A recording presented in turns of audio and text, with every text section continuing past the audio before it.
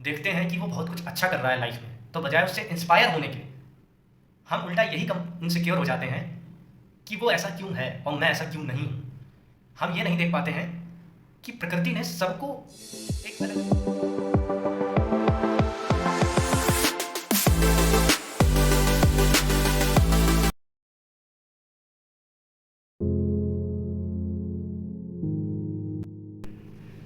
आज के टाइम में अगर हम देखें तो हमारा जो आसपास का समाज है उसमें अगर हम बहुत ध्यान से देखें तो उसमें इनसिक्योरिटी का भाव बहुत बढ़ता जा रहा है। चाहे बच्चे हों, चाहे जवान हों, चाहे बूढ़े हों, ये आजकल सभी में देखने को मिल रहा है। इनसिक्योरिटी का जो रूट कॉज है वो अगर हम बहुत ध्यान से देखें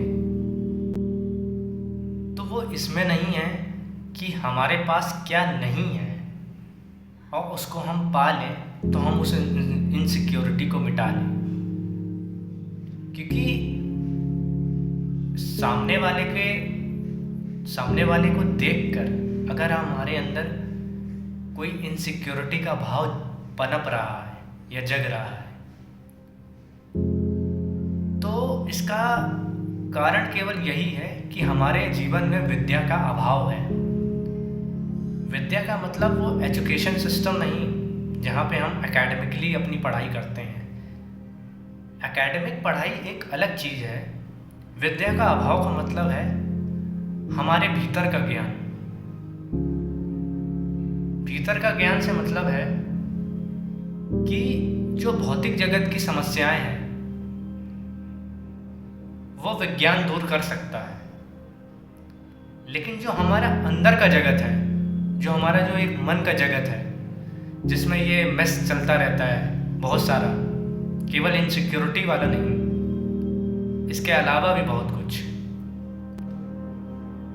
तो उसके अंदर के जो सुपरस्टिशंस हैं, उसके अंदर के जो अंधविश्वास हमने पाल रखे हैं, वो जब तक दूर नहीं होते हैं तब तक हम कई सारे इल्यूजन्स में पड़े रहते हैं। और ये इनसिक्योरिटी का भाव वहीं से पनपता है। इसका रूट कॉज यही है कि हमने अपने अंदर के विज्ञान को नहीं समझा। हमारे ये मन के लेवल पे द्वंद्व चलता रहता है, जो युद्ध चलता रहता है, हमने उसको कभी समझने की कोशिश नहीं करी। जिसके कारण से होता क्या है कि जब हम किसी को देखते हैं कि वो बहुत कुछ अच्छा कर रहा है लाइफ में, तो बजाय उससे इंस्पायर होने के हम उल्टा यही कम इनसिक्योर हो जाते हैं कि वो ऐसा क्यों है और मैं ऐसा क्यों नहीं हूँ। हम ये नहीं देख पाते हैं कि प्रकृति ने सबको एक अलग अलग कैपेबिलिटी दे रखी है, एक अलग अलग सबके सर्कमस्टांसेस दे रखे हैं। शायद जो उसमें कैपेबिलिटी है अगर वो मेरे में नहीं है, दैट डजंट मीन कि हम खराब हैं या हम इम्परफेक्ट हैं।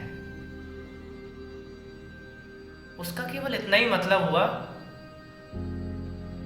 कि हम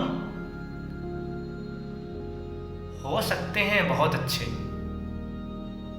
लेकिन वो अच्छा दूसरे के अच्छे में अलग होगा। ये हम तब समझ पाते हैं जब हमारे जीवन में विद्या आती है। विद्या को अगर स्क्रिप्चर्स की भाषा में बोले तो विद्या वो चीज़ है जो हमारे अंदर के विज्ञान को समझाता है। बाहर का जो विज्ञान है, जो भौतिक है, वो भारी विज्ञान सॉल्व कर देता है। आज हम देखते हैं समाज में कई सारे चीज़ें ऐसी हैं जो हम मानते थे कि बाहरी जगत में साइंस ने कुछ हद तक, और कह सकते हैं बहुत हद तक, सॉल्व कर दी हैं। हम कई सारे सुपरस्टिशन से बाहर आ चुके हैं, लेकिन हमारे जो अंदर के सुपरस्टिशंस हैं, जो हमारे अंदर के अंधविश्वास हैं, हम शायद आज भी उससे बाहर नहीं आ पाए, क्योंकि हम उस विद्या को हमेशा नेग्लेक्ट करते हैं। और हमारे एजुकेशन सिस्टम में शायद उसका अभाव भी है, जिस कारण से हम अपने अंदर के विज्ञान को, जब तक हमारी खुद की जिज्ञासा नहीं है, अगर हमारी खुद की जिज्ञासा है तो हम उस विद्या को एक्सप्लोर करते हैं और अपने हायर पॉसिबिलिटीज़ को अनलॉक करते हैं और उसको रियलाइज़ करते हैं कि वाकई में हमारा जो एक्चुअल सेल्फ है, जो हमारे एक्चुअल्स अननेसेसरी डिज़ायर्स हैं, जो हमारे अननेसेसरी फियर्स हैं, जो हमारे अननेसेसरी एंगर इश्यूज़ हैं, जो हमारे अननेसेसरी काफ़ी ऐसी चीज़ें हैं जो शायद हमें तो लगती हैं सही हैं,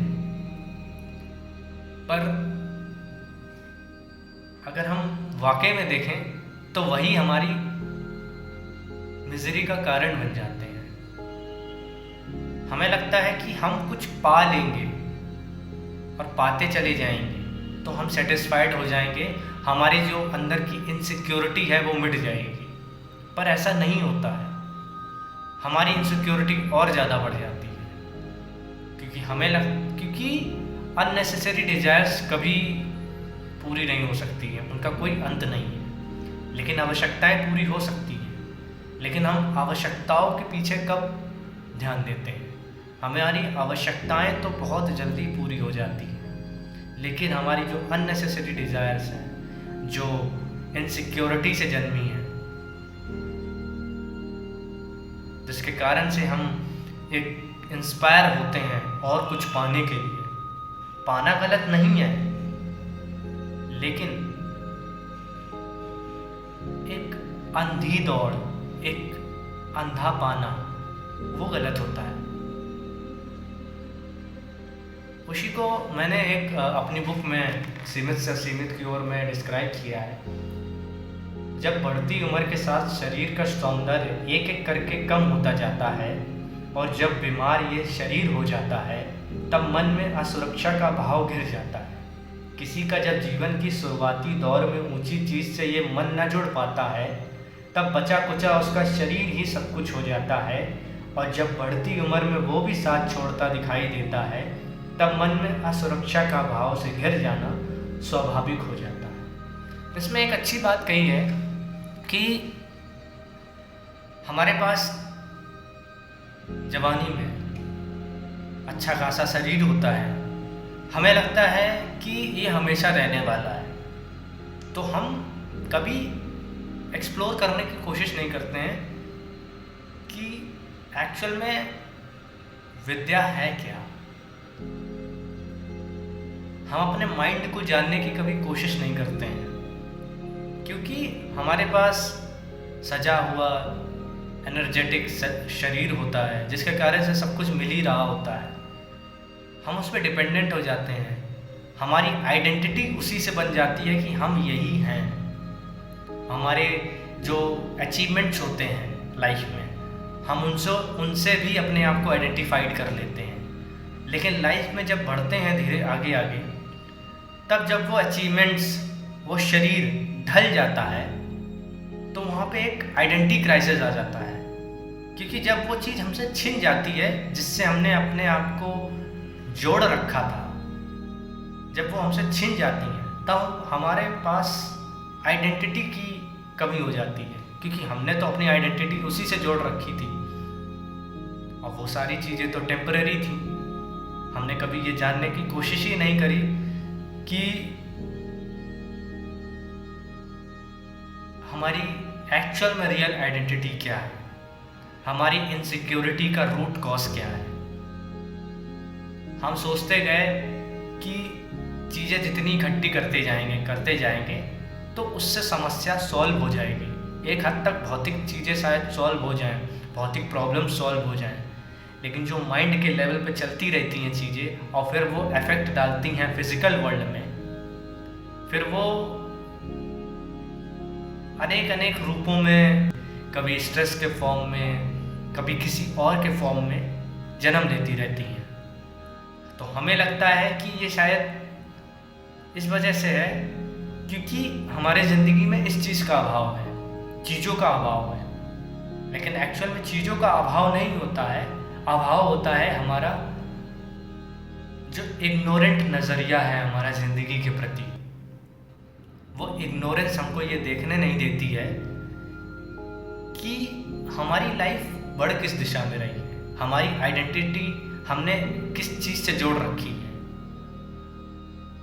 इसी में आगे इसका सॉल्यूशन दिया हुआ है। जब किसी का मन के अंदर के आनंद के स्रोत से जुड़ाव हो जाता है, वो वाली अवस्था जब किसी ने अपने मन के अंदर के आनंद के स्रोत से जुड़ाव कर लिया है, तब जीवन की अस्थिरताएं उसे अस्थिर न होने देती हैं। जीवन में असुरक्षा के भाव में वो घिर न पाता है। दीपेंद्र जिसने पूरन गुरु से ज्ञान लेकर स्थिर स्रोत से जोड़ा नाता है, वह संसार रूपी कीचड़ में कमल सा खिलता जाता है, कमल सा खिलता जाता है। अब बहुत एक इंटरेस्टिंग बात आती है सामने। उसमें बोला गया है जीवन की अस्थिरताएं अस्थिर न करने देती हैं। अब यहाँ पे सबसे बड़ा मिथ आता है, लोग समझते हैं कि हमने माइंड को समझ लिया, हमने अपने अंदर के विज्ञान को समझ लिया, अब भौतिक रूप में सुख दुख अब हमको अनुभव नहीं होगा, अब हमारे लाइफ में कोई तूफान नहीं आएगा, अब हमारे लाइफ में कोई भी ऑब्स्टिकल नहीं आने वाला। ये सबसे बड़ा मिथ है,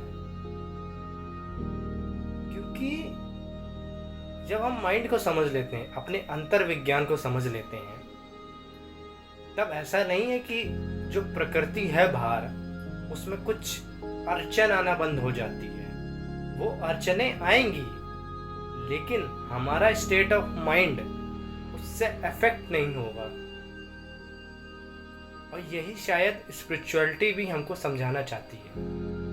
लेकिन हम क्या समझते हैं कि केवल सुख ही सुख स्पिरिचुअलिटी का उद्देश्य है, लेकिन वास्तव में सुख है क्या, हम उसको नहीं समझ पाते। वास्तव में सुख यही है कि अब हमने अपने माइंड को समझ लिया है, हमने अपने अंतर विज्ञान को समझ लिया है, हम अब इग्नोरेंट नहीं रहे हैं, तो हमारा स्टेट ऑफ माइंड स्टेबल हो चुका है और यही सुख है।